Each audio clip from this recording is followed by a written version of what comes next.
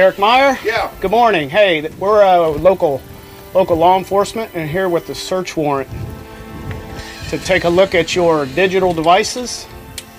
And if you don't provide them, we're here to take them. The rest of us are at 3rd Street. Okay. Joan Meyer, 98-year-old enemy of the people, died in the line of duty on Saturday. Get them out of here. They're here. A newswoman since 1953 and co-owner of the local paper in her hometown in central Kansas. Your mother loved you. You love your mother.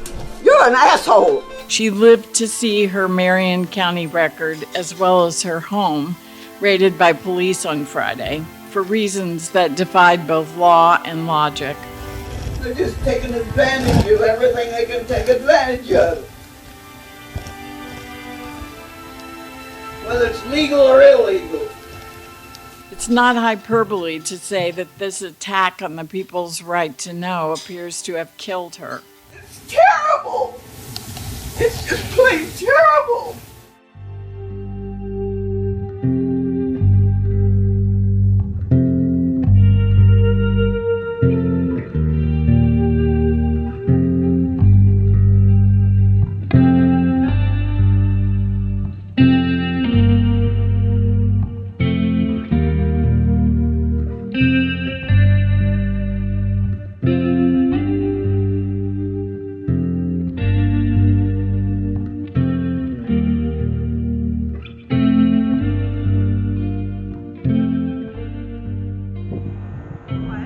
We got all electronic devices.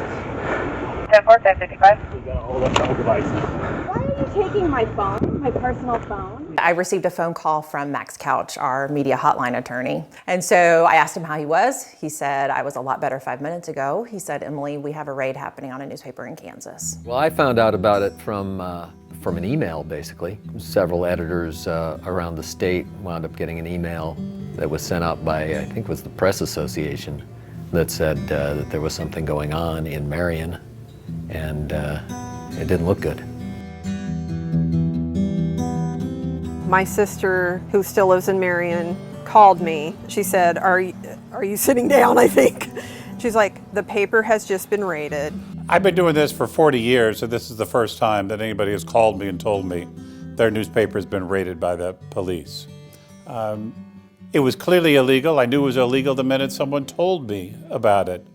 The question is, what do we do about it next? So I immediately emailed all of our contacts in Wichita and Kansas City. And I said, and even in Topeka, and I said, here's what's happening in real time. If you can get somebody on it, please do so.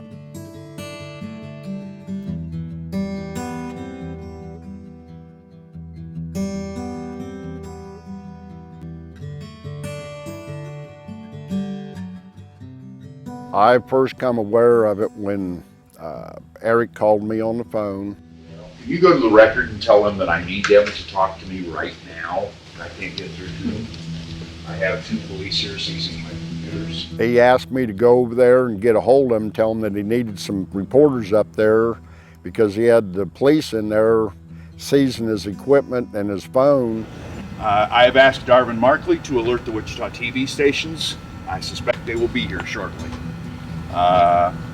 We need to alert the Wichita Eagle. We need to alert the Press Association. We were all just kind of reeling and realizing what a threat this is to what all of us do and how it was a story that everyone was going to need to jump on. I want the truth. Do you know what the truth is? I'll admit, I had no words. Well, my initial reaction was puzzlement. And I was like, no, what? It didn't make sense. I still couldn't think of anything bad that they would have done that would have warranted taking all the equipment, stopping the publication, essentially. I just could not wrap my head around it. This is going to put us out of business. You understand, this is an attempt to silence the press. This is a violation of the First Amendment of the Constitution. I was very confused by this because these sorts of raids on a newspaper are so uncommon, and usually they are triggered by some crime being committed on the premises. And so at 11:15, I think, I called down. I got a hold of Joan Meyer. Thank I'm you. not dumb. Thank you. I may be 90-some years old, but I know what's going on. Yeah. And what's going on is illegal as hell. And she said, they think I'm stupid. She just kept telling me that. She said, Emily, they don't understand that I know what they're doing. And she's like, this is wrong. This is so wrong. She was very upset. What are you doing? Those are personal papers. She talked me through what happened at the house. She was extremely upset about that police had not only gone through computers and taken computer equipment and such, but that they had also photographed personal papers of hers that were lying on the desks. She was quite upset. She was quite angry with the police. I will not sit down. Okay. This is my house. Okay. And I don't want you in my house. We'll be leaving shortly. Oh, yeah. You did all the get out of my way. You know, in Kansas, we have, of course, the Privacy Protection Act, which protects, nationwide, but we also have the Kansas Shield Law. So it never occurred to me that this would happen here. I have objected to this under grounds of the Shield Law, that it is impermissible to seize the electronic devices of a journalist doing work as a journalist. That's what this is about. You are violating state law right now. That afternoon of the raid, I had called and just to check to see how she was doing. She said, Darwin, she said, this is exactly the way Nazi Germany got started, is by people allowing this stuff to happen. This is invasion of privacy. Whether you're cops or not, this is not a cop world. It's getting that way fast. We're going to have Nazis parading up down our streets. The quote that really stood out to me when I spoke with her was she said, these are Hitler tactics, and something has to be done. Eric's on his way here right now. That's fine. If he gives me a hard time, I'm just going to tell you that if he interferes with anything, put him in cuffs. I mean, a lot of people say, oh, well, that's like Hitler.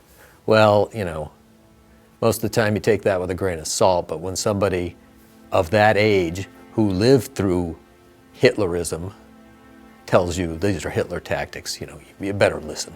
Her husband fought in a world war against this very thing happening.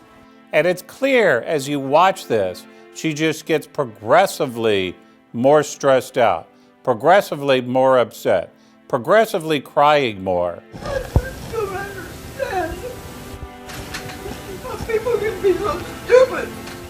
I tried to comfort her. I said, this is bullying. And the way bullies get their comeuppance is they do one thing too many. They got by stealing lunch money, but when they finally did something else, I said, I think that may be what happened here. They've done something so severe that people will come stop them. Her line back to me was, yeah, but I won't be alive to see it. We're not respected anymore when they let cops come in my family home, when they let people tear up our newspaper home. She could not eat. She would not eat after the raid. I let her sleep till afternoon.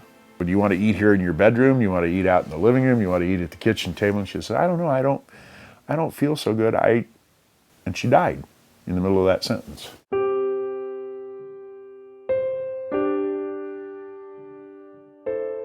And in a tragic turn of events, Joan Meyer, a veteran newswoman and longtime editor of the Marion County Record, collapsed and died the day after the police raided her home.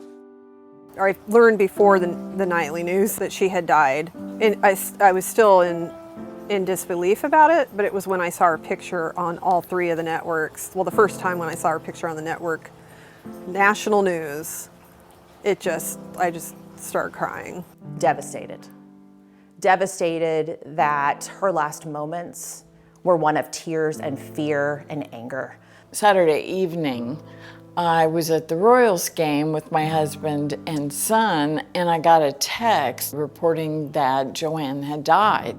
It's the first time in my career that I have ever interviewed someone and then quoted them in a story the next day and had to go back and revise the story before it published because they passed away.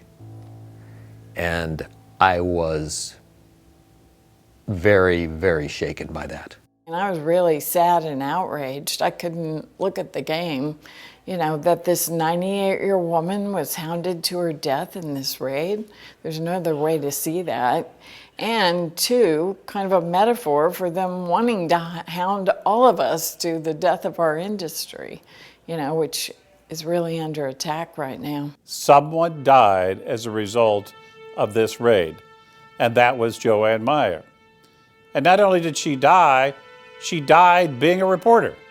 She died telling us all what happened in those security videos that captured the raid. The stress of this raid greatly contributed to it. One of the doctors says it's called broken heart syndrome. I think the coroner's report says it all. Sudden cardiac death. She was so despondent. I talked to her. Her heart was broken.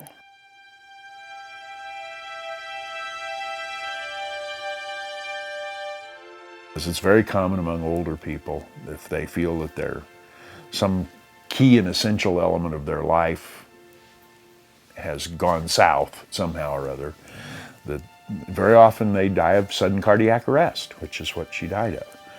I'm not a medical expert. I can't tell you if she might have died anyway, but I can certainly tell you that the stress she was under did not help. For her to die because of the stress of her home being invaded like this, and it was just so tragic. She was the best reporter you could ever have on the scene, describing play by play what was occurring. Even, unfortunately, predicting her death when she told the officers, "This is going to kill me, and you'll be guilty of murder." You guys caused me to have another stroke. That's going to be murder.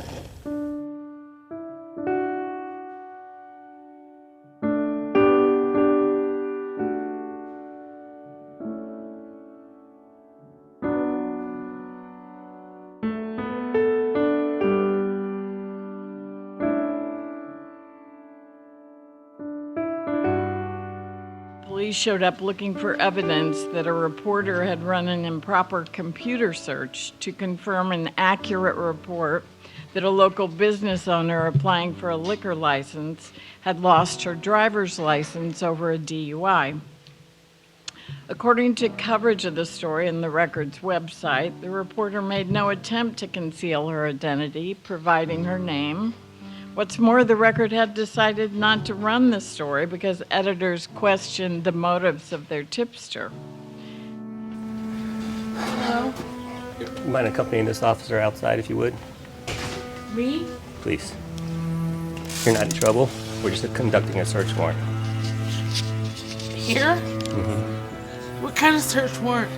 Well, as far as I understand it, there had been some, questions raised about whether Carrie Newell was eligible for a liquor license for one of her establishments there in town because she had an unresolved DUI issue from years ago. Journalism is not a crime. The only thing the Marion County Record is guilty of is good journalism. They received a tip from what was then a confidential source, and they did what you're taught in the first year of journalism, in Journalism 101. Verify the information. We checked, and we went onto a state website, which is where she said she'd obtained the information. And we obtained the same information that she had.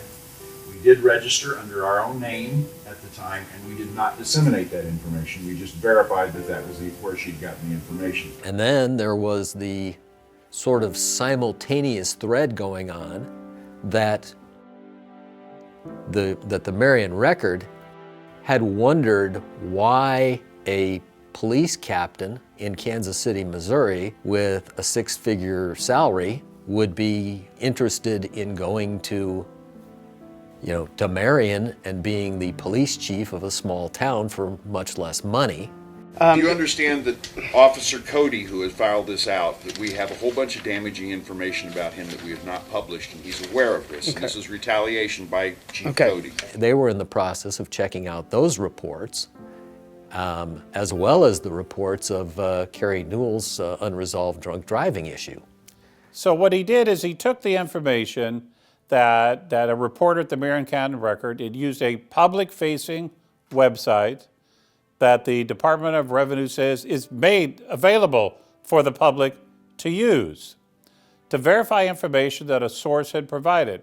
He took that and somehow manipulated that into a crime. The reason we're here is for the identity theft thing. Okay? Which machine was it downloaded from? Will save us from breaking everything, but we know it was downloaded here. So, I think the two things were related. And as I understand it, Gideon Cody and Carrie Newell, pretty good friends in the first place. and we can't write anything. So. Yeah, no, I understand. I just got a message from somebody at the hotel saying that the whole staff of the newspaper's out on the sidewalk and all the computer equipment's leaving the building. Yeah, surprising how that works, isn't it? Wow, that was fast. Yeah. He's been a cop for decades. He knows how discovery works. He knows that his text messages with Carrie would become evidence, and he would know that they would further incriminate him. So he tells her, do not put this in writing. What he fails to realize is he left his body camera on. Was it a pretext to getting access to the records files for the purpose of Chief Cody finding out who in his former department had warned them about him? Yeah, that could very well be. But interestingly enough, in all the hours of video from Gideon Cody's body camera, the one thing we don't have on camera is him looking through Deb Groover's file on him. We only know that because another body camera caught this exchange. You want to look through this desk? Well, you have a right to look for it. I know. I'm asking, do you want to look through this desk? In which Zach says to Gideon Cody, do you want to look through this desk? And Cody tells Hudlett, well, you can do it. And Hudlett says, no, do you want to look through it? Saying you have a right to. I understand. You will understand shortly. And then we catch a glimpse of Cody on Hudlin's camera, reaching down, looking into the file, and admitting he's looking at the file on him. Hey, keep a personal file on the elevator. And the other thing that I found out that first night when I talked to Eric was that they had been contacted by people. Chief Cody had had a record of sexual harassment complaints against him in Kansas City. They're refusing to allow our staff into the record, and they have full access to our newsroom. Gideon Cody is in there. Gideon Cody, we have confidential information we've gathered about Gideon Cody that he's probably inspecting right now. Do you understand how big a shitstorm you guys are involved in right now? I have body camera of Gideon Cody relieving himself in Casey's bathroom, but remarkably, I don't have body camera footage of him looking through the Marion County Records file with confidential sources about Gideon Cody. Isn't that a remarkable coincidence? The whole thing just stinks. I mean, there's really, this was an unjustified search warrant. It was approved by a magistrate judge who had her own issues with driving under the influence. So you can see possibly that there was a certain sympathy there with, with the subject of what was being investigated by the record. We're not waiting, so we're not here to be rude. We're not here to. Okay, but the you're gonna get a suit back against false search. That's okay. You understand judge that? Signed a warrant, and so we're just here to execute it. Okay, I understand you're not the people who are involved in this. However, you are in big, deep shit right now. That's okay. That's okay. You understand that? Sure. It became pretty clear pretty quickly that something very wrong had happened with this search warrant. It should have never been issued in the first place. The county attorney had ties to the hotel that houses Newell's restaurant. There's just so many, so many threads that all like come together in this thing that it's just, it's hinky. I think Gideon Cody clearly thought he could get away with this because it was, after all, Marion, Kansas. As I've said, he could have walked down the street of Marion naked and he would not have got the attention he got from this. So his idea that he could get away with it because it's a small town clearly backfired on him. Small towns often operate under different rules than everybody else, but there are some things that you just can't let happen. And this is one of them.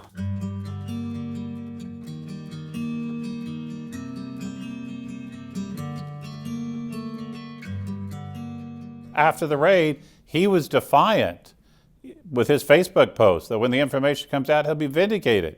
He was defiant. Yeah, no problem. Hey, let's do this at the sheriff's office over pizza, guys. Yeah. We earned it today. We're going to start off doing something together that I think is rather profound. Everybody please stand. We will now do one full, long minute of silence to honor Joan Meyer.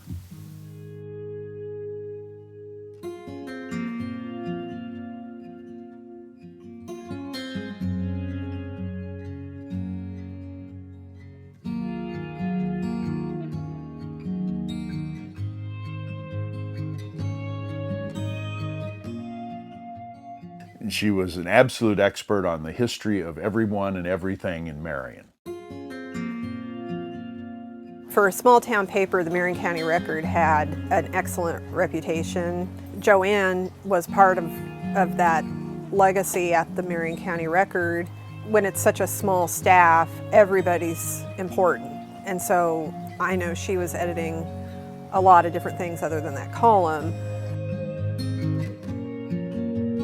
She's always done the memory columns in the newspaper with the 10, 20, 30-year things from the past newspapers that's happened within the community. So she would sit down, usually on a Saturday, and spend all day Saturday at home. She had a microfilm viewer there and would look at the old copies of the paper and pluck out from the paper things that she thought were interesting.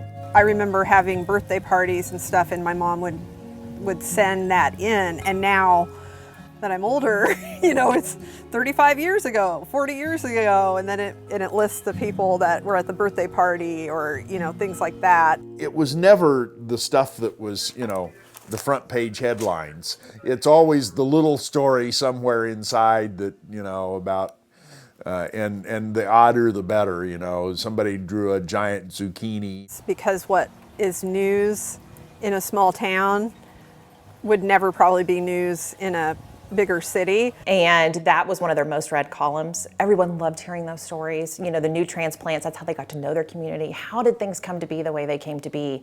And it was so important to her, and it was so important to the community for that column.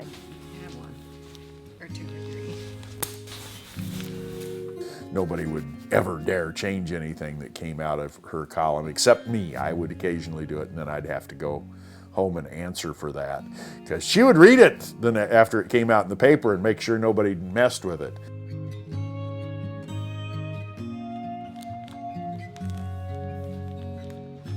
I think I learned my standards there, that you don't make mistakes.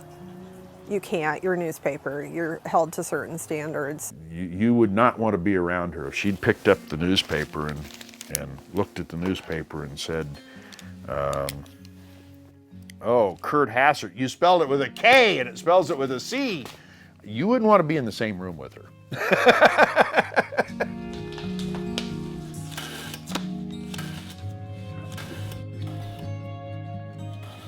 You respected her as a journalist, and especially for what she did in the community. For her age and still being involved like that with the newspaper, it just showed you the care that she had, you know, for the community.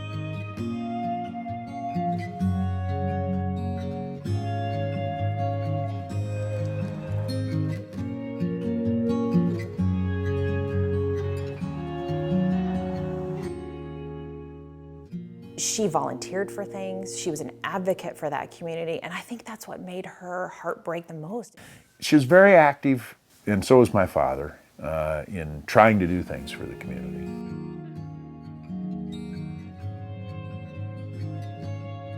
She had so much institutional knowledge that you just can't replace. And so when you lose that, you lose a part of the soul of a community. Good morning. Thank you. Mm-hmm.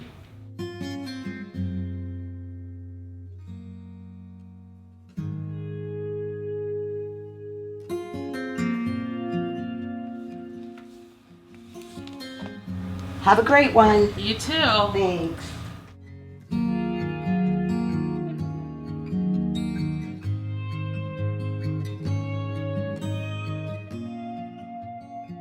More than 25% of all American papers have closed since 2005, and 2/3 of U.S. counties no longer have a daily paper. I grew up in a place not that much bigger than Marion, and so I know that doing journalism well, where everyone knows their neighbors, is even harder. Try that in a small town, under enormous personal pressure to stick to stories that upset no one but don't help anybody either. So I know exactly what we've lost in losing all these weeklies. And I mourn Mrs. Meyer, whose last public statement was something hard to hear, but important because true. In her honor, I subscribed to her newspaper on Saturday, which set me back $34.99 for the year. Wherever you live, please think about doing that too, because if you let them get away with it, it gets worse and worse and worse. Please turn up the volume for this one. After a shocking police raid, the staff at the Marion County Record, a Kansas weekly newspaper, cobbled together whatever equipment they had left, pulled an all-nighter, and published its latest edition.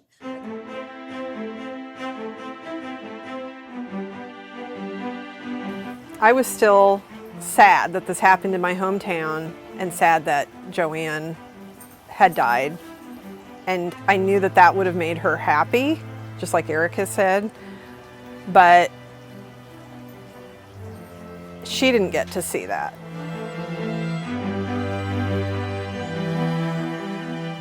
I think she'd appreciate that. I hope she's aware of it, wherever she might be at this point, because when she passed away, she wasn't aware of it. I don't understand how good people can let this stuff go on. Nazi stuff. She sat here and just kept saying over and over, where are all the good people?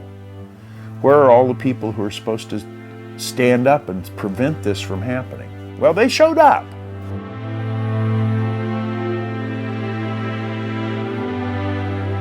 Their offices get searched, Joanne and Eric Meyer's home gets searched, and Joanne dies. I would hope that the journalism community would come to their defense, and they have. Because if it can happen in Marion, it can happen anywhere.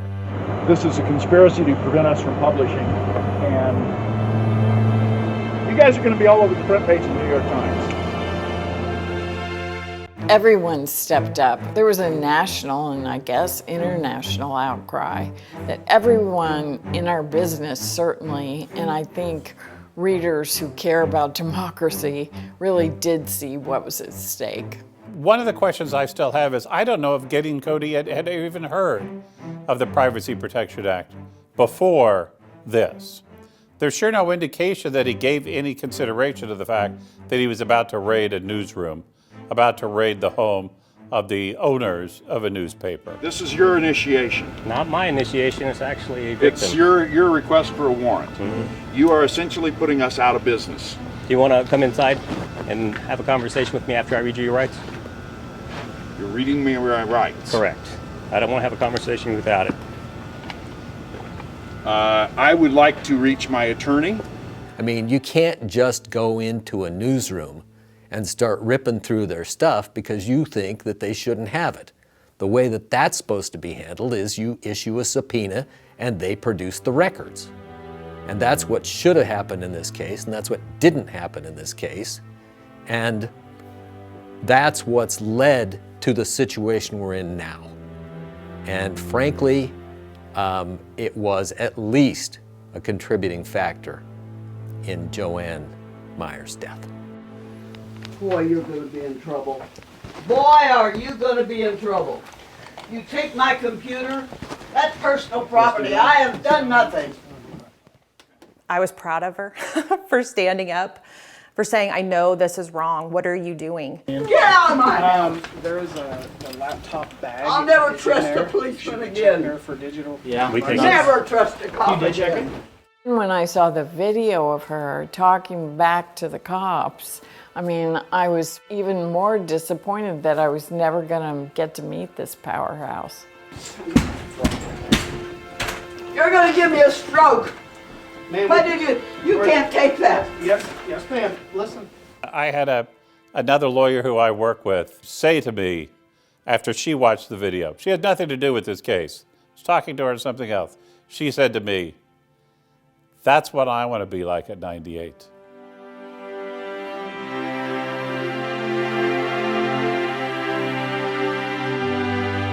This is not what anybody wanted, but it's what happened. And there has to be some accountability for it. I guarantee you there are sources who are refusing to go to the newspaper, who are refusing to provide information about a crooked cop, a corrupt business person. So it's not just a threat to the First Amendment, as if that's not a big enough problem. It's a threat to democracy, because the very means of getting information to the public about wrongdoing that's going on is at risk because people are afraid to report wrongdoing for fear that they'll be exposed by people like Gideon Cody. Every year, the state legislature in Topeka carves something else off of the information that the press can obtain.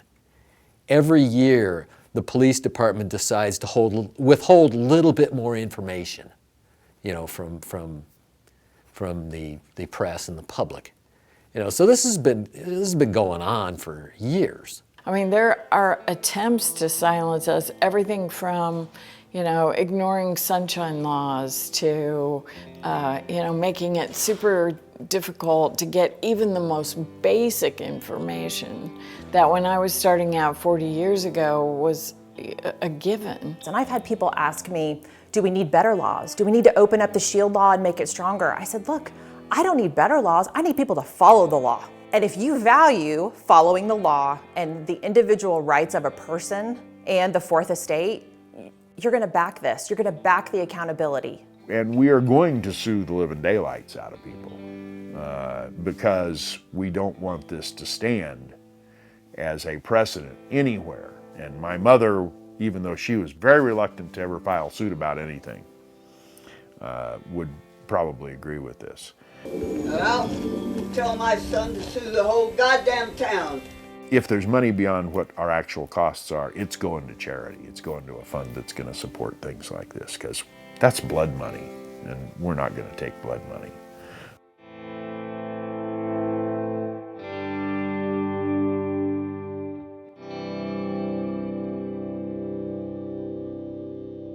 It was heartbreaking to watch a woman who spent her life as a journalist for her career and her life to end this way. You realize I just wasted my whole life loving this town. Just wasted it. This day cannot be forgotten when this happened. It can absolutely not be forgotten. She needs to be remembered, the newspaper needs to be remembered, Eric needs to be remembered, everybody involved needs to be remembered in what transpired in Marion, Kansas.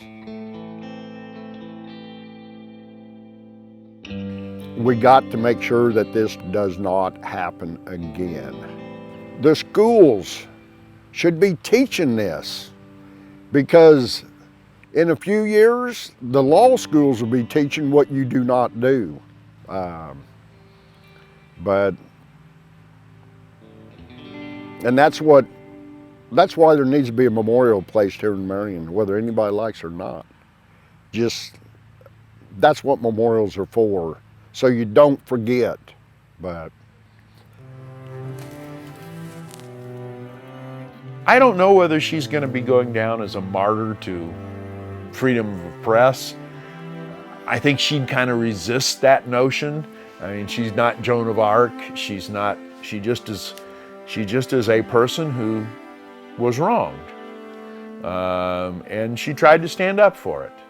I only talked to her once, but you know, she's profoundly affected my life. And you know, it's just, I wish I'd known her better. You know, I wish I'd had a chance to get to know her.